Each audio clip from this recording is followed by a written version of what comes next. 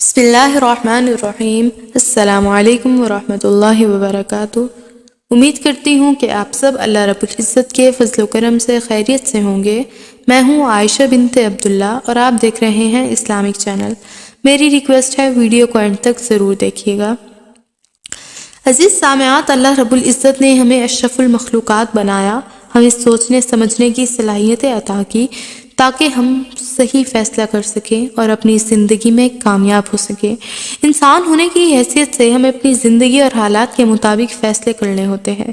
کیا کبھی ہم نے غور کیا ہے کہ فیصلے ناکام کیوں ہوتے ہیں؟ بعض اوقات فیصلے توقع کے برعکس ہوتے ہیں جن سے مایوسی ہوتی ہے۔ ایسے فیصلوں میں بہت سی چیزیں چھپی ہوتی ہیں، جس میں سب سے پہلی چیز تو اللہ تعالیٰ کی حکمت پوشیدہ ہوتی ہے۔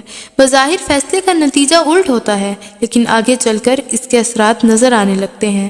غلط فیصلوں کی دوسری وجوہات بھی ہو سکتی ہیں۔ بعض اوقات ہم لالچ میں آ کر فیصلے کرتے ہیں۔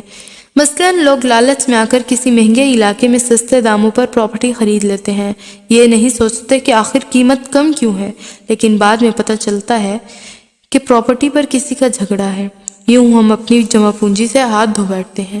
اپنے فیصلوں میں نیک نیتی کو شامل رکھیں۔ ہم اپنی زندگی کے بڑے فیصلے بدنیتی میں کرتے ہیں اور بہت سے حقائق کو چھپاتے ہیں۔ بچوں کے رشتے کرتے ہوئے بھی بہت سی چیزوں کو چھپایا جاتا ہے۔ جھوٹ کی بنیاد پر کیے گئے یہ فیصلے ناکامی کا شکار ہو جاتے ہیں۔ ہم لوگ نوکری کی تلاش کے دوران اپنی جعلی ڈگریوں کا سہارا لیتے ہیں۔ اپنی سی وی میں وہ باتیں شامل کر لیتے ہیں جو ہم نے کبھی کی ہی نہیں ہوتی۔ ایسا کرنے سے وقتی طور پر تو ہمیں جاب مل جاتی ہے، مگر جلد ہی نااہلی سامنے آنے لگتی ہے۔ ہمیں اللہ پر بھروسہ کرنا چاہیے، جھوٹ پر نہیں۔ اگر ہم سچ بولیں گے تو اللہ تعالیٰ ہمارے اندر جو کمی ہے اس کو بھی پورا کر دے گا اور وہ جاب بھی دلوا دے گا۔ جذباتی حالت میں یعنی خوشی اور غصے کی حالت میں کیا گیا فیصلہ غلط ہو سکتا ہے۔ غصے کی حالت میں انسان کا دماغ اپنے کنٹرول میں نہیں ہوتا، بلکہ شیطان آپ کے دماغ پر قبضہ جمائے بیٹھا ہوتا ہے۔ وہ آپ سے غلط فیصلے کرواتا ہے۔ اکثر اوقات گھریلو جھگڑوں کے دوران کیے گئے فیصلے میں ناانصافی اور زیادتی کا عنصر شامل ہوتا ہے۔ اللہ تعالیٰ نے سورۃ آل عمران میں کہا کہ جنتیوں کی یہ نشانی ہے کہ وہ اپنے غصے پر کنٹرول کرتے ہیں۔ والکاظمین الغیظ، غصے کو روکتے ہیں۔ بعض اوقات ہم دوسروں کی نقل کرتے ہوئے اپنے فیصلے کرتے ہیں۔ مثلاً اگر کوئی شخص اپنے بچے کے لیے انجینئرنگ کا کیریئر منتخب کرتا ہے تو ہم اپنے بچے کو اس شعبے میں داخل کروا دیتے ہیں، بھلے اس کو اس شعبے سے کوئی دلچسپی ہی نہ ہو۔ ہمیں اپنے فیصلے اپنے حالات اور صلاحیت کو مد نظر رکھ کر کرنے چاہیے۔ بچوں میں اعتماد پیدا کرنے کے لیے انہیں اپنے فیصلے خود کرنے دیں، خواہ وہ ناکام ہی ہوں، اور اس طرح ان کو اپنے تجربات کی روشنی میں فیصلہ سازی کا ہنر سکھایا جائے تاکہ وہ زندگی کے بڑے سے بڑا فیصلہ کرتے وقت کبھی پریشان نہ ہوں۔ فیصلہ کرنے کی صلاحیت کامیابی کی نشانی ہے۔ ایک مشہور مصنف نیپولین ہل کا کہنا ہے کہ اس نے تقریباً 25,000 ناکام لوگوں کا تجزیہ کیا اور اس تجزیے سے یہ نتیجہ اخذ کیا کہ ان تمام لوگوں کی ناکامی کی سب سے بڑی وجہ ان کا فیصلہ نہ کرنے کی عادت تھی۔ آج ہم جس مقام پر موجود ہیں ماضی میں کیے گئے اپنے فیصلوں کی وجہ سے ہی ہیں۔ کل جہاں پر ہوں گے وہ آج کیے گئے فیصلوں کی بنیاد پر ہی ہوں گے۔ جو لوگ فیصلہ نہیں کرتے اور حالات کے ساتھ بہتے چلے جاتے ہیں، ایسے لوگوں کی اپنی کوئی منزل نہیں ہوتی۔ اس کی مثال بالکل ایسی ہے جیسے ایک تنکا پانی کے بہاؤ کی وجہ سے بہتا چلا جا رہا ہو، اس کی کوئی منزل نہیں ہوتی۔ یہ پانی کے بہاؤ پر منحصر ہے کہ کہاں سے کہاں لے جائے۔ اس کے برعکس ایک مضبوط درخت جو اپنی جگہ پر ٹکا رہتا ہے، اسے پانی کے بہاؤ سے کوئی اثر نہیں پڑتا۔ یہ ایسے شخص کی طرح ہیں جو وقت پر فیصلہ کرتے ہیں اور پھر اپنے فیصلوں پر مضبوطی کے ساتھ عمل کرتے ہیں۔ اللہ پاک فرماتے ہیں ان اللہ لا یغیر ما بقوم حتی یغیروا ما بانفسہم۔ اللہ اس نعمت کو جو کسی قوم کو حاصل ہے نہیں بدلتا جب تک کہ وہ اپنی حالت کو نہ بدلے۔ فیصلے نہ صرف ہماری زندگی پر اثر انداز ہوتے ہیں بلکہ ہم سے جڑے لوگ بھی اس سے متاثر ہوتے ہیں۔ مثال کے طور پر جب ہم اپنے بچوں کے مستقبل کا فیصلہ کرنے لگتے ہیں، ان کے اسکول، کالج اور یونیورسٹی میں داخلہ کا فیصلہ کرتے ہیں، تو اس فیصلے پر بچوں کے پورے مستقبل کا انحصار ہوتا ہے۔ جب ہم اپنے بچوں کے شادی بیاہ کے بارے میں فیصلے کرنے لگتے ہیں تو اس موقع پر ایک غلط فیصلہ پوری زندگی کے لیے مشکل پیدا کر سکتا ہے۔ لیڈر وہ ہوتا ہے جو اپنی زندگی میں بڑے فیصلے کرنے کی صلاحیت رکھتا ہو، اور یاد رہے ہمارے لیڈر رسول صلی اللہ علیہ وآلہ وسلم ہیں۔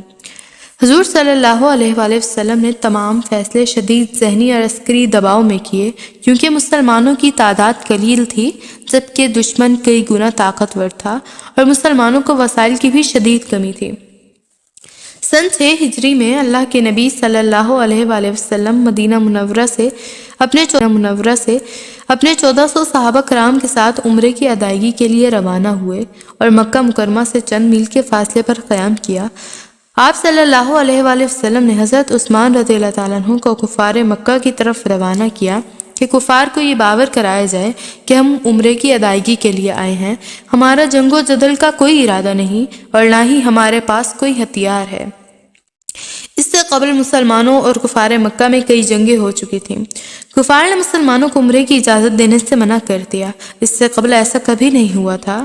جو بھی شخص بیت اللہ کی زیارت اور عمرے کی نیت سے مکہ مکرمہ آتا تھا، اسے حرم میں جانے اور مناسک کی ادائیگی کی اجازت لازمی مل جاتی تھی۔ اس سے صحابہ کرام رضی اللہ تعالیٰ عنہ میں بہت مایوسی اور بے چینی پیدا ہوئی، کیونکہ ایک لمبے عرصے کے بعد مسلمان اللہ کے گھر کی زیارت عمرے کی نیت سے احرام کی حالت میں ایک لمبا سفر طے کر کے آئے تھے۔ صحابہ کرام کی ایک بڑی تعداد عمرے کی ادائیگی کے بغیر واپس جانے کو تیار نہ تھی، لیکن اللہ کے رسول صلی اللہ علیہ وآلہ وسلم ایک معاہدے کے تحت عمرہ کیے بغیر واپس جانے کے لیے راضی ہو گئے۔ اس معاہدے کی شکیں بظاہر مسلمانوں کے خلاف لگتی تھیں، جس میں سے ایک یہ بھی تھی کہ اگر کوئی کافر مسلمان ہو کر مکہ سے مدینہ چلا جائے تو مسلمان اسے واپس مکہ مکرمہ بھیج دیں گے، اور اگر کوئی مسلمان مدینہ سے مکہ واپس گیا تو اسے واپس نہیں کیا جائے گا۔ صحابہ کرام معاہدے کی یہ شک پڑھ کر بہت حیران ہوئے، اور حضرت عمر رضی اللہ تعالیٰ عنہ نے اللہ کے نبی صلی اللہ علیہ وآلہ وسلم سے بار بار سوال کیا کہ اللہ کے نبی صلی اللہ علیہ وآلہ وسلم، ہم مسلمان اتنا یک طرفہ معاہدہ کیوں کر رہے ہیں؟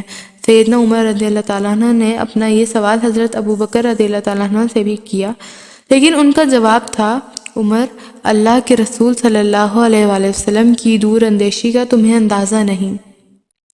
آنے والے وقت نے یہ ثابت کر دیا کہ اللہ کے رسول صلی اللہ علیہ وآلہ وسلم کا اس وقت کیا ہوا یہ معاہدہ، جسے صلح حدیبیہ کا نام دیا گیا، اسلام کے لیے ایک ٹرننگ پوائنٹ ثابت ہوا۔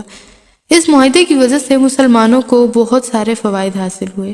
مشرکین مکہ جو مسلمانوں کے سب سے بڑے اور کٹر دشمن تھے، انہوں نے مسلمانوں کو ایک قوم تسلیم کیا اور مدینہ منورہ کو مسلمانوں کی پہلی ریاست کے طور پر قبول کر لیا۔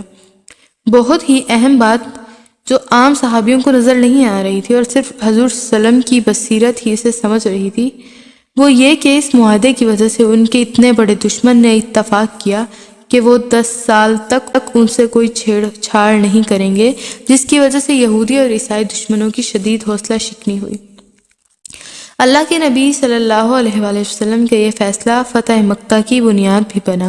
اس فیصلے کو اللہ رب العزت نے فتح مبین قرار دیا۔